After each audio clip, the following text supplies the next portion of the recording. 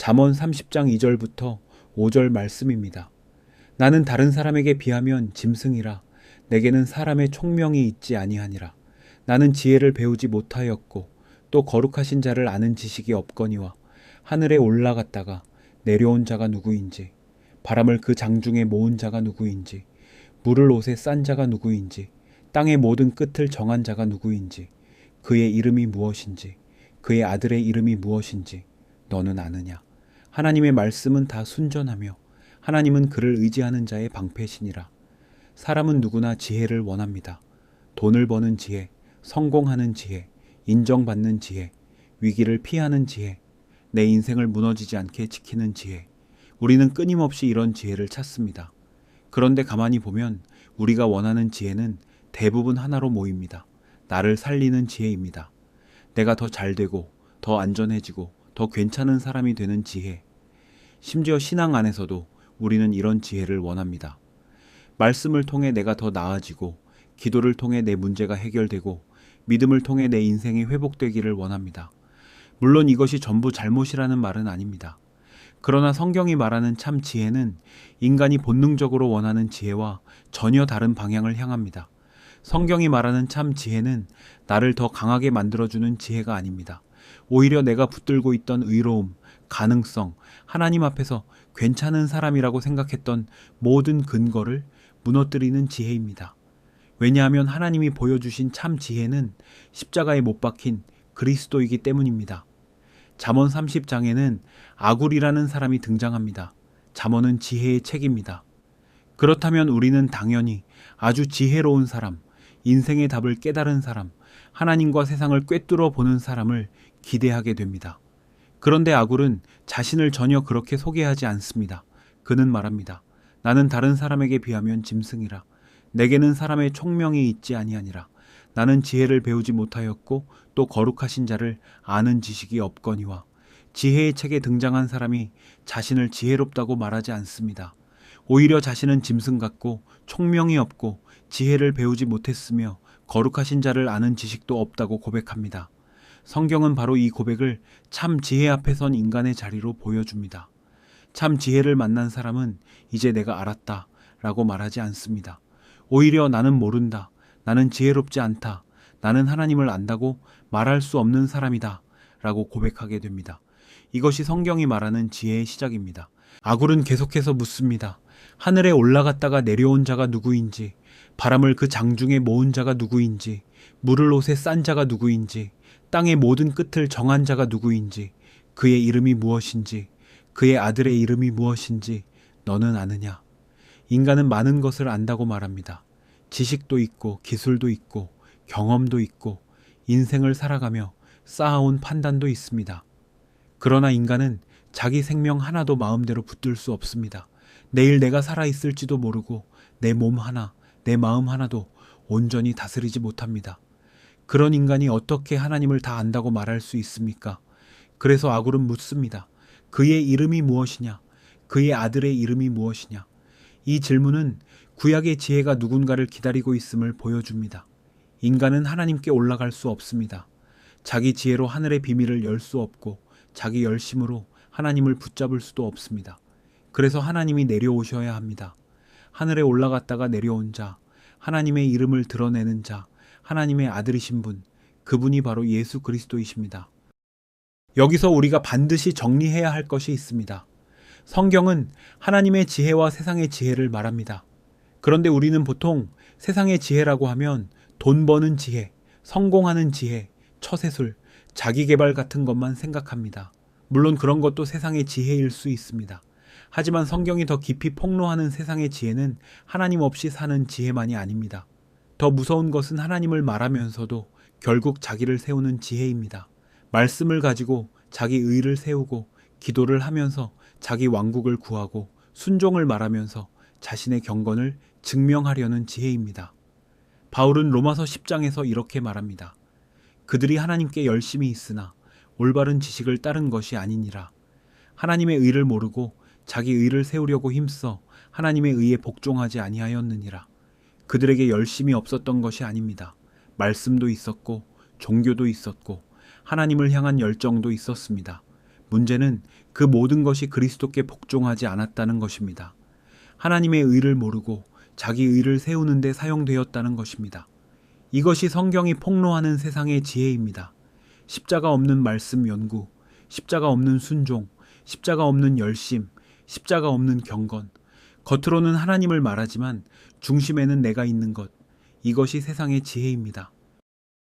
예수님은 요한복음 5장에서 이렇게 말씀하셨습니다. 너희가 성경에서 영생을 얻는 줄 생각하고 성경을 연구하거니와 이 성경이 곧 내게 대하여 증언하는 것이니라. 그러나 너희가 영생을 얻기 위하여 내게 오기를 원하지 아니하는도다. 이 말씀은 참 두렵습니다. 성경을 연구하고 말씀을 외우고 교리를 정리하고 신앙의 체계를 세울 수 있습니다. 그런데도 예수께 오지 않을 수 있습니다.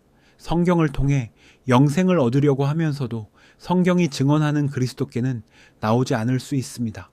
성경을 읽고 말씀을 배우고 순종하려는 마음 자체가 문제는 아닙니다.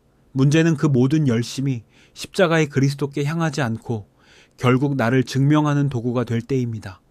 말씀으로 나를 세우고 기도로 내 뜻을 관철하고 순종으로 내가 다른 사람보다 낫다는 근거를 찾는다면 그것은 어느 순간 자기 의가 됩니다. 이것이 인간의 지혜입니다. 그리고 이 인간의 지혜가 결국 하나님의 아들을 죽였습니다. 예수님이 이 땅에 오셨을 때 예수님을 가장 강하게 대적했던 사람들은 하나님을 전혀 모르는 사람들이 아니었습니다. 그들은 말씀을 가진 사람들이었고 율법을 연구한 사람들이었고 자기들은 하나님을 안다고 확신했던 사람들이었습니다. 그런데 하나님의 아들이 실제로 오셨을 때 그들은 그분을 알아보지 못했습니다. 오히려 그분을 죽였습니다. 왜 그랬을까요? 예수님이 그들의 지혜를 무너뜨리셨기 때문입니다. 예수님은 그들이 세워놓은 의로움의 체계를 흔드셨고 하나님을 말하면서도 사실은 자기 영광을 사랑하고 있었다는 것을 드러내셨습니다. 그래서 그들은 예수님을 견딜 수 없었습니다. 인간의 지혜는 자기를 부인하게 하는 하나님보다 자기를 세워주는 하나님을 원합니다.